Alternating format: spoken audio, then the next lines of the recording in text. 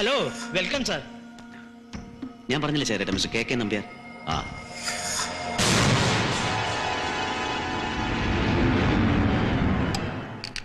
അങ്ങനെ ജ്ഞാനസ്നാനം ചെയ്ത് ശേഖരന്റെ ശിഷ്യത്വം സ്വീകരിച്ച ഖദറുകുപ്പായക്കാരൻ അരവിന്ദനൊടുവിൽ മാനസാന്തരം. നന്നായി. മിടുക്കൻ.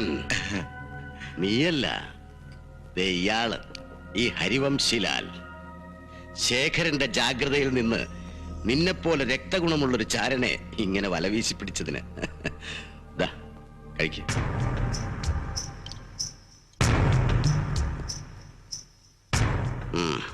പറയടാ, എന്നിട്ടിപ്പോ എവിടെ ഉണ്ടാവും നിന്റെ ശേഖരേട്ടനും ഹരിദാസും? അല്ല, അത് ആണ്ടവൻ ഹരിദാസിന്റെ മാളങ്ങൾ ഏതൊക്കെയാണെന്ന് കൃത്യമായി അറിഞ്ഞു വെച്ചിട്ടുണ്ടല്ലോ നിന്റെ ആൾക്കാർ, അല്ലേ? ആമാ. Then come on, trace them.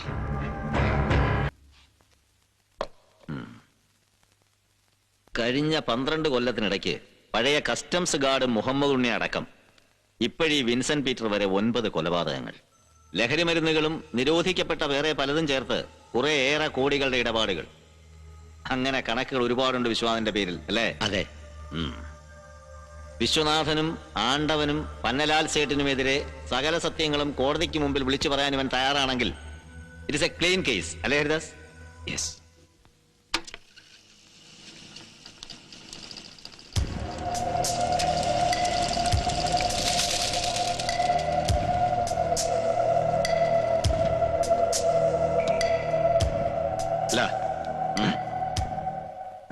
അപ്പൊ നാളെ മുതൽ ഇവൻ ഇതിൽ പറഞ്ഞു വച്ചിരിക്കുന്ന അനുഭവ കഥകളും വിശ്വനാഥന്റെ വീരകൃത്യങ്ങളും ജാഗ്രതയിൽ അച്ചടിച്ചു തുടങ്ങും. അത് കഴിഞ്ഞാൽ കോടതി. ഈ ടേപ്പ് ഞാൻ തന്നെ സൂക്ഷിക്കും. കോടതിയിൽ ഹാജരാക്കുന്നവരെ ഇവനെ ഹരിദാസും. നോ, അല്ലെങ്കിൽ തന്നെ വെറുതെ ആ പാവം വിൻസെന്റ് പീറ്ററിനെ കൊണ്ട് കുരുതി കൊടുത്തില്ലേടോ നിങ്ങള്. ഇവൻ അങ്ങനെ സംഭവിക്കാതിരിക്കട്ടെ. പിഴയ്ക്കാൻ വേണ്ടി പലതും ചെയ്തു പോയിട്ടുണ്ടെങ്കിലും ഒരു മനുഷ്യജീവനായതും കൊലയ്ക്ക് കൊടുക്കാതെ സംരക്ഷിച്ചു പിടിക്കാനുള്ള ബാധ്യതയുണ്ട് എനിക്കും ഇവനും. പാടോ, പാടോ.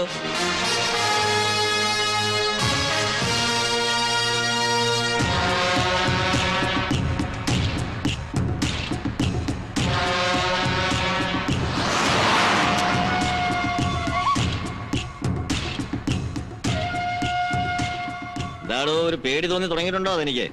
ഇല്ല സർ. ആ, ഇതൊരെണ്ണം കത്തിച്ച് പിടിച്ചോ, ഒന്ന് ചൂടായിക്കോളും.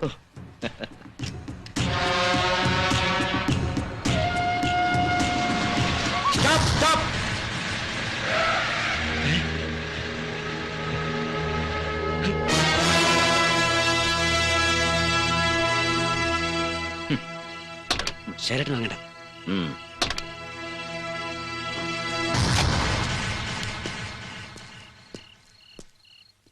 എന്താ തോമസ് പ്രശ്നം? ഈ വണ്ടി ഒന്ന് ചെക്ക് ചെയ്യണം. മോളിൽ നിന്ന് DIG അദ്ദേഹം വണ്ടി നമ്പർ വിളിച്ചു പറഞ്ഞിട്ടാ. എന്താ കാര്യം? അത് താൻ DIGയോട് നേരിട്ട് വിളിച്ചു വെച്ചാൽ മതി. ചെക്ക് ചെയ്യണോ? ഹരിദാസ്, മാറി നിൽക്ക്. മാറി നിൽക്കാൻ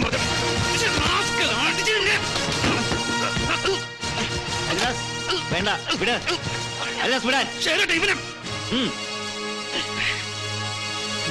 എടോ, കൈയെടുക്കാൻ. എടോ തോമസ്, ഈ വണ്ടിക്കുള്ളിലുണ്ട് തന്റെ DIG അന്വേഷിക്കുന്നവൻ. പക്ഷെ അവനെ ശേഖരൻ വിട്ടുതരുന്നില്ല എന്ന് പറഞ്ഞാൽ മതി. തന്റെ DIGയോടും പിന്നെ അവനെയും തന്നെയൊക്കെ തീറ്റിപ്പോറ്റുന്ന സാക്ഷാൽ വിശ്വനാഥനോടും. കേരളോ.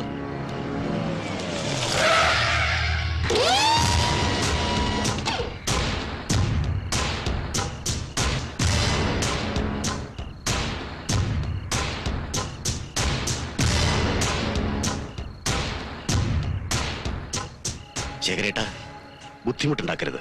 എനിക്ക് വിട്ടുതരണവനെ ഫ്രെഡിയെ. ദയവേ തന്നെ നിർബന്ധിക്കരുത്. ഇതെടുത്ത് പ്രയോഗിക്കാൻ. നിങ്ങളാണ് ഞാൻ.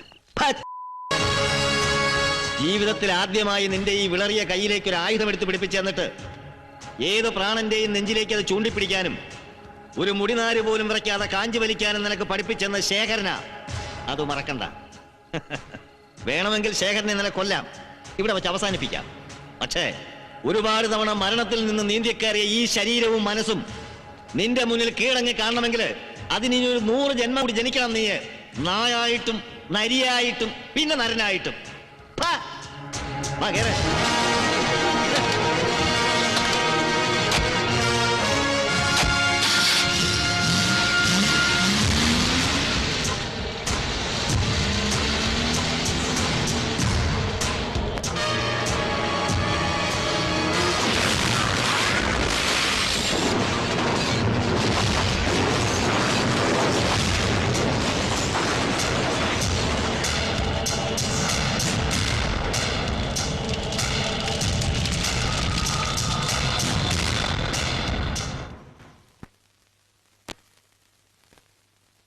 അതെ, പറഞ്ഞ വാക്കിന് വില വേണം ആണുങ്ങളായാലും.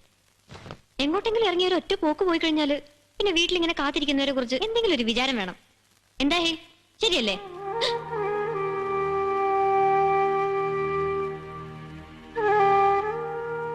അതെ, ഇപ്പൊ ഒന്ന് മൂളിയായിരുന്നോ ശ്രീദേവി ടീച്ചർ? എവിടെ?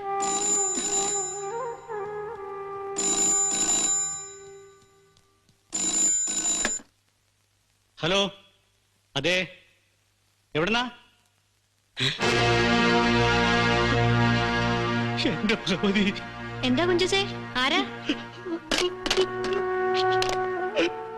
അതെ, കള്ളു കുടിച്ചാ അത് വയറ്റിൽ തന്നെ കിടക്കണം, അല്ലാണ്ട് തോന്നിയാസം കാണിക്കരുത്.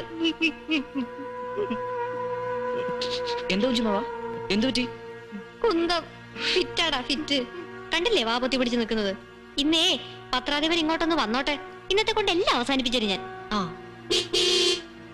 ആഹാ, ഇങ്ങ എത്തിയല്ലോ. എന്തു പറ്റിയാവോ?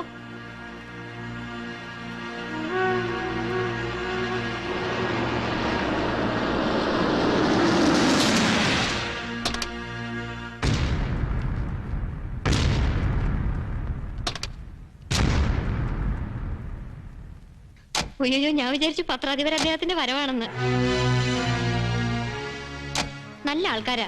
ഒരു മുന്നറിയിപ്പും ഇല്ലാതെ ഇങ്ങനെ കയറി വരുന്നതിന് പകരം ഒന്ന് വിളിച്ചു പറയായിരുന്നില്ലേ മാധവേട്ട? എന്തെങ്കിലും അത്താഴം ഒരുക്കി വെച്ചേനല്ലോ ദേവു. വരൂ. മോളെ, എന്താ മാധവേട്ട, എന്തു പറ്റി?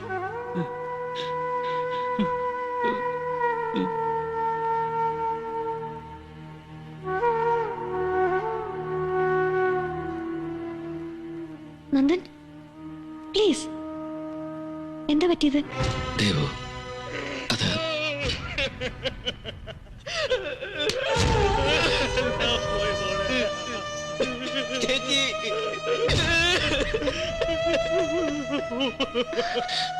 നന്ദൻ, പ്ലീസ് പറയണം, എന്താ സംഭവിച്ചത്? എന്റെ അച്ഛൻ എന്തെങ്കിലും... നന്ദൻ, പറയാനാ പറഞ്ഞത്. പ്ലീസ്, എന്താ പറ്റിയത് അച്ഛന്? ദേവു, ശേഖരേട്ടൻ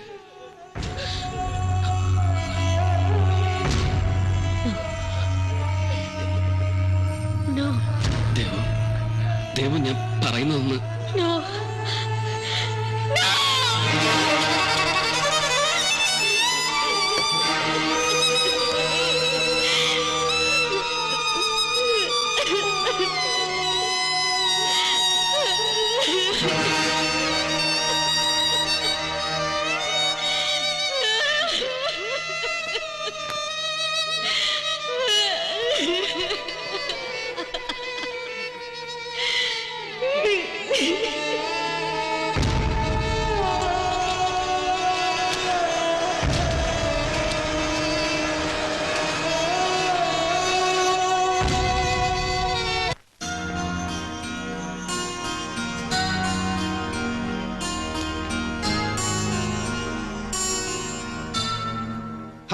ഇത് ഇവിടെ അല്ല ഹരി, ഇത് അകത്തെ പേജിൽ പോകും.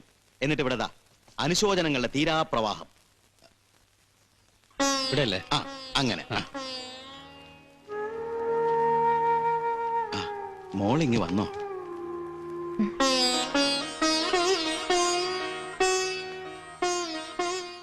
എന്തേ അരവിന്ദേട്ടൻ പെട്ടെന്നൊരു ലോങ് ലീവ് ചോദിച്ചെന്ന് കേട്ടല്ലോ. ഒരു 3 ആഴ്ചത്തേക്ക്.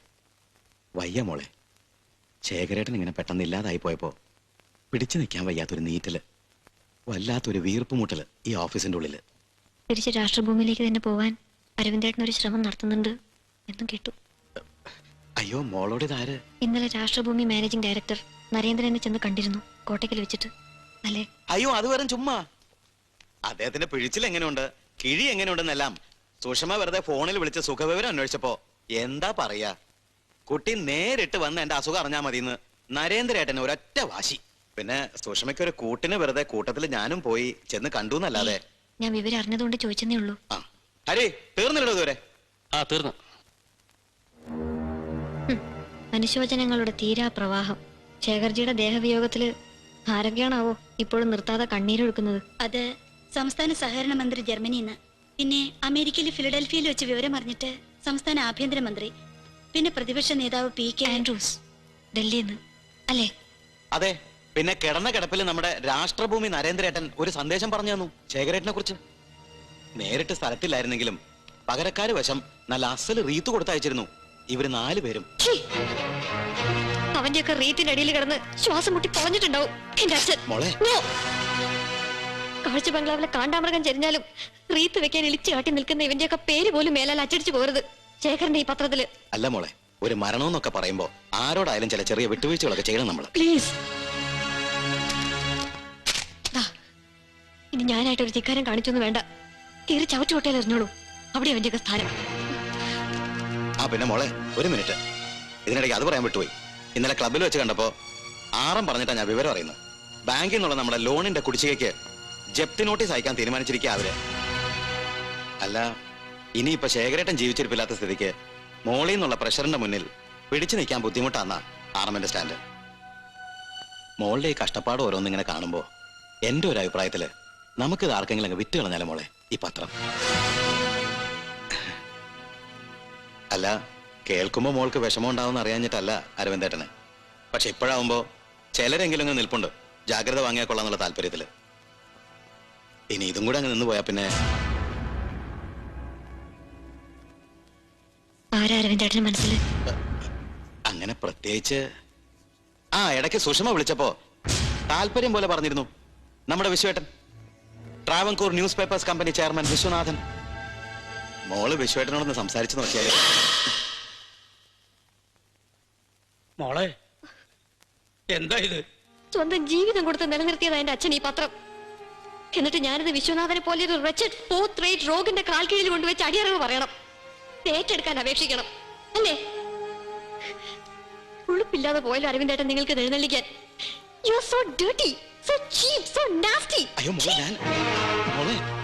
എടോ അരവിന്ദൻ, മേലാലെന്തെങ്കിലും വേണ്ടാതരം വിളപ്പിയിട്ട് ആ കുഞ്ഞിനെ ദണ്ഡിപ്പിച്ചാലുണ്ടല്ലോ തല അല്പം നരച്ചു പോയെന്നൊന്നും കണക്കാക്കേണ്ടതാണ്. ഓടിച്ച് ചെകിടിയെ പൊട്ടിക്കും. അയ്യോ മാഷ, ഇറങ്ങി പോടാ അവിടുന്ന്.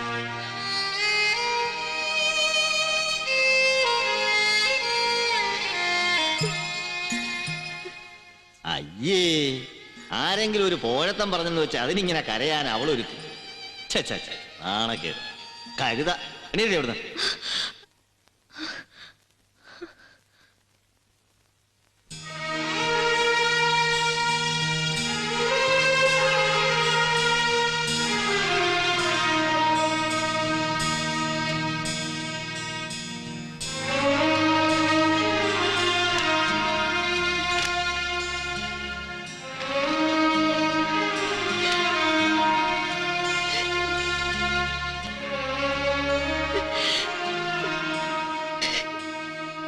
എന്താ മോളെ ഇത്?